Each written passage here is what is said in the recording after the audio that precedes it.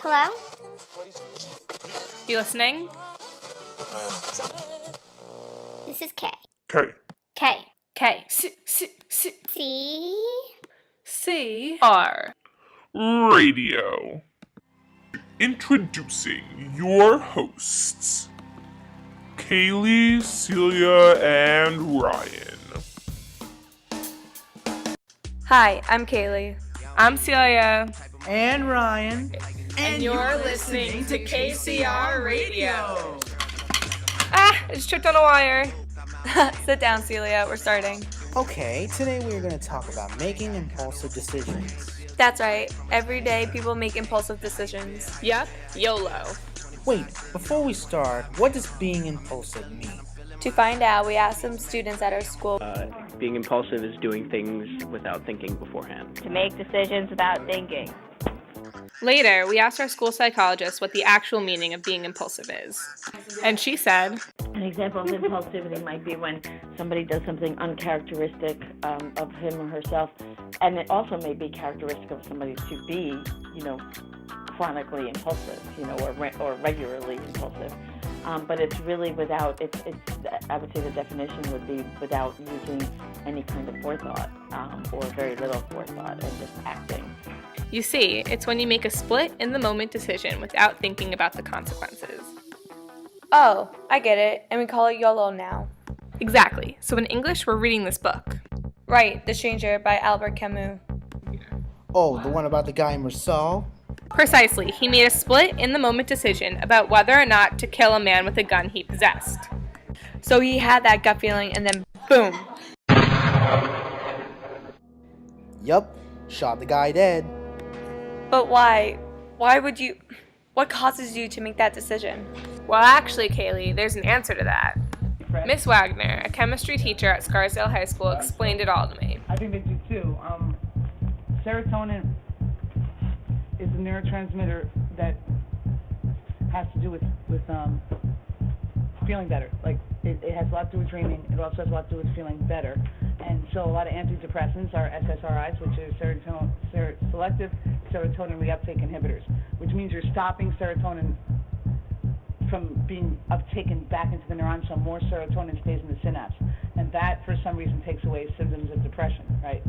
So if you had too much serotonin, it would cause the opposite, maybe a little bit of hyperactivity, a little manic, and Oh, I never realized that there was a scientific reason for making gut decisions.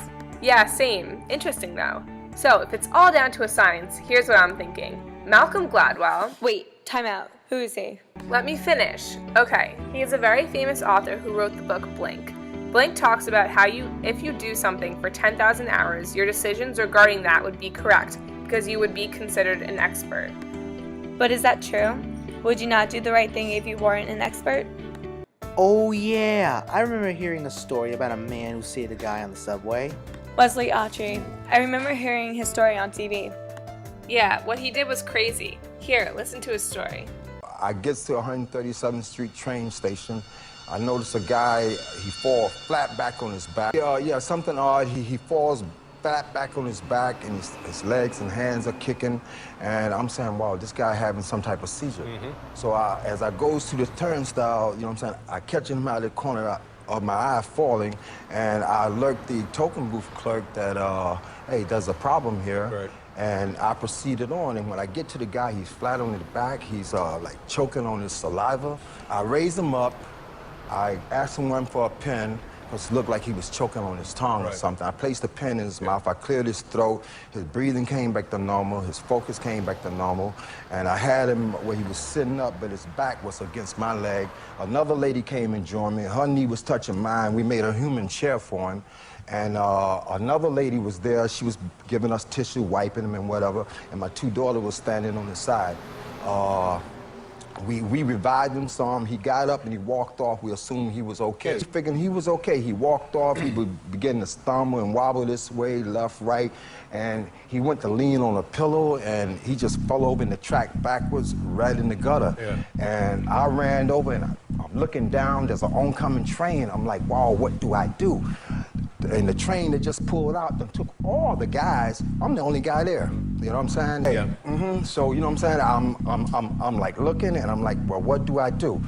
And he's kicking his legs and hands is going all on the train tracks. And I'm like, yo, this guy gonna lose limbs or something of his life if somebody don't help him. Yo, fool, you got to go in and help him. This way, the train is getting closer, and I'm looking at it getting closer, and I was like, yo, go help the man.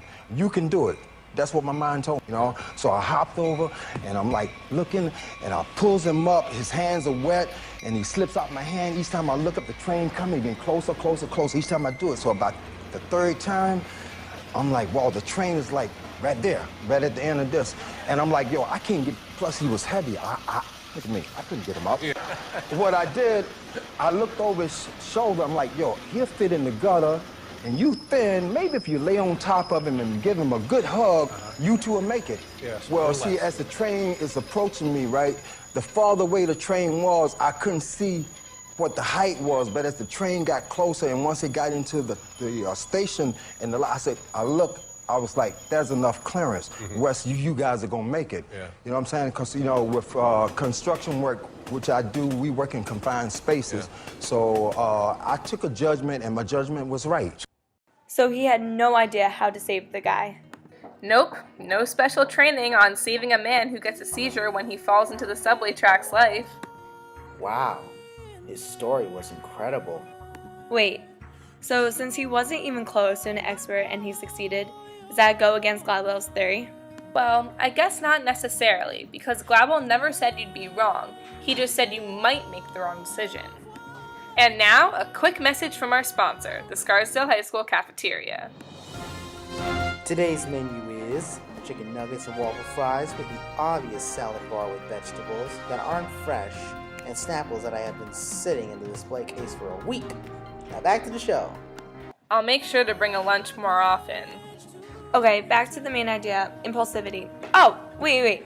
That reminds me of a time when I was younger. I almost died. It was so crazy. Wait, what? Yeah, my dad saved my life. I don't really remember what happened, but I remember it was a near-death situation.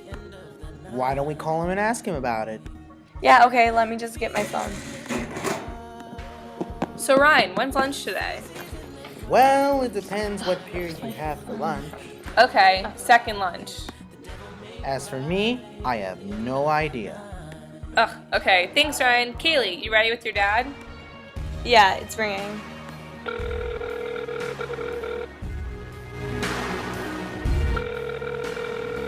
Hey Dad, you're on air right now. Hey cutie, do you need something? Yeah, do you remember that time when I was younger and you saved my life? What? Yeah, do you remember that? I totally forget how it went. Can you retell the story? What, now? Yeah, Dad, now. Really? Here you go.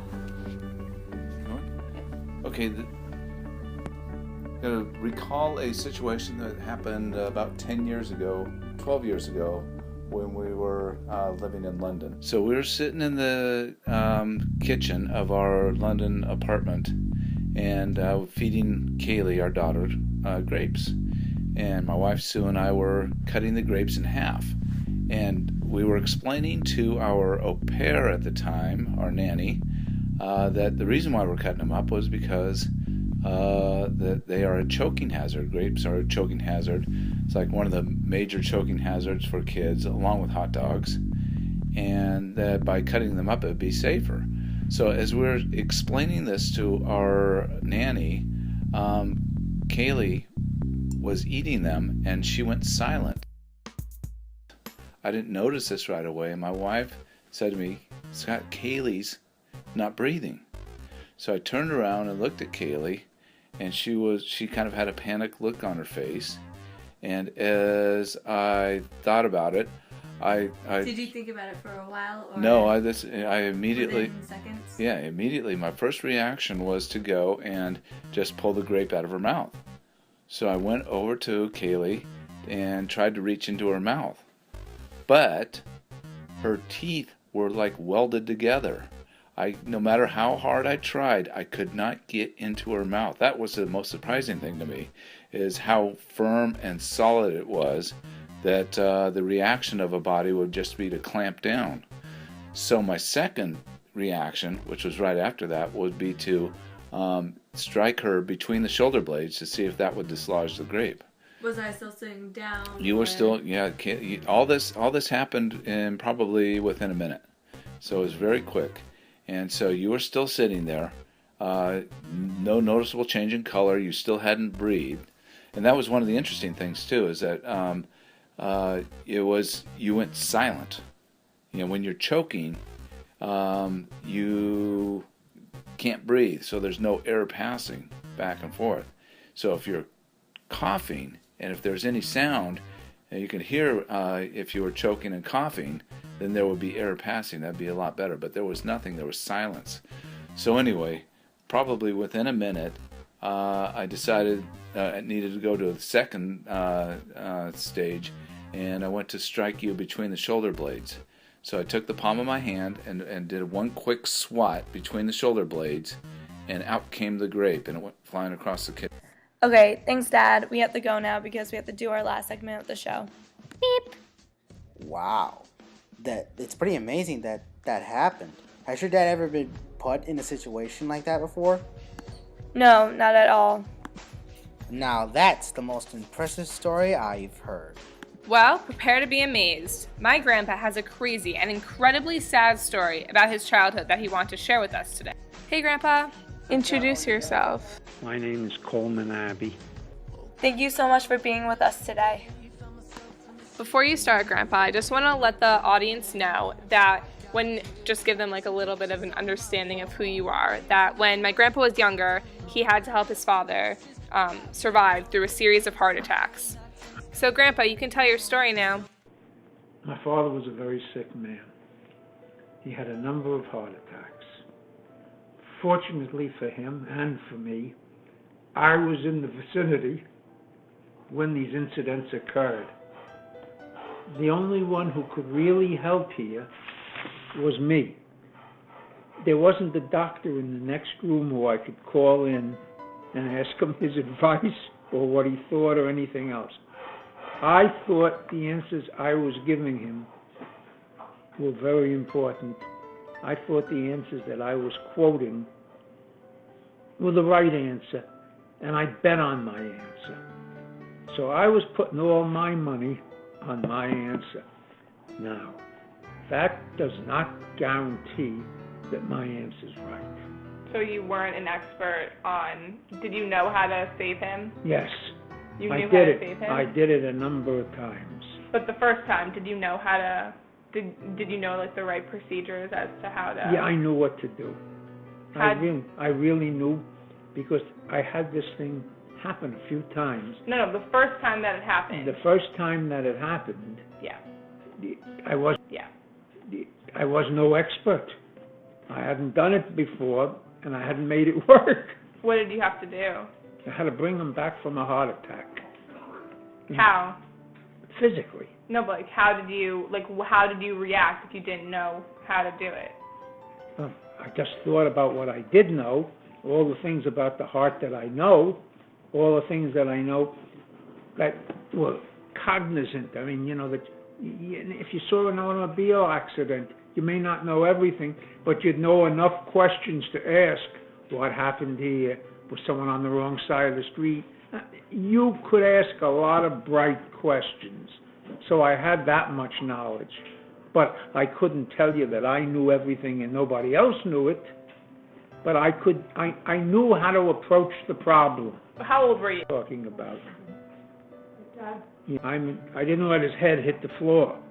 I grabbed him in my arms and sat him down gently.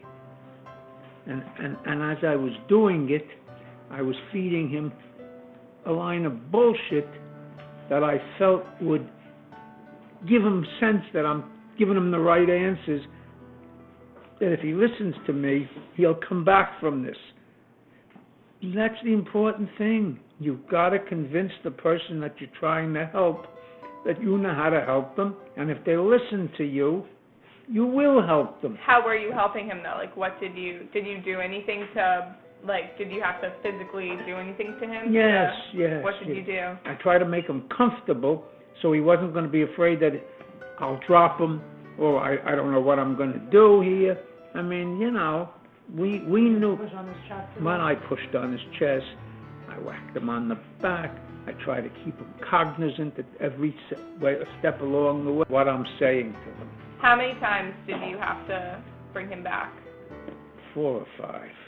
And every time I brought him back. without like any doctor's help? No help. So what was going through your head like when you had to do it? Like what were you feeling when your father first collapsed in front of you? What was I feeling? Yeah. I was saying to myself, God help me. That's what I was saying. There was nothing else to say. I got the thing. There's no one else here who's going to help me. So I got to win this one. And I got to convince my father that I'm winning it. And that he really shouldn't worry anymore. I've got it under control. And if he'll take that attitude and begin to say it, and as I keep feeding it to him, he's buying it, I'm going to win. So do you believe in gut feelings? Do you believe in instincts like that? You bet I believe it. Yeah. And I immediately called God and I said, no, I need your help here. I can't do this without you. I'm going to help you every bit I can, but I need your help too. That's what I said to God. And I said, this is the most important minute of my life. Please don't leave me now. Just keep helping me. I'm going to win. And when I said it, God heard it. And he said, I'm going to help this kid. And that's what happened. Whoa, Celia. That is the most impressive story. I can't imagine being put in that situation. I don't know what I would do. Being impulsive might not always lead you to making the right decision, but at the same time, having experience will definitely aid in making the right choice in a split-in-the-moment decision. Gladwell was correct with his 10,000-hour theory through an expert perspective. However, there is one flaw. Some people, even if they are experts, can make the wrong choice. Even though it might be rare, there is always a possibility. In the same regard, if you aren't an expert on something, like most of the stories we have spoke about, you will not always be wrong. There's always a chance of being wrong or right in any decision that you make. Just try to make the right one. This is K. K. K. K. C. CR Radio.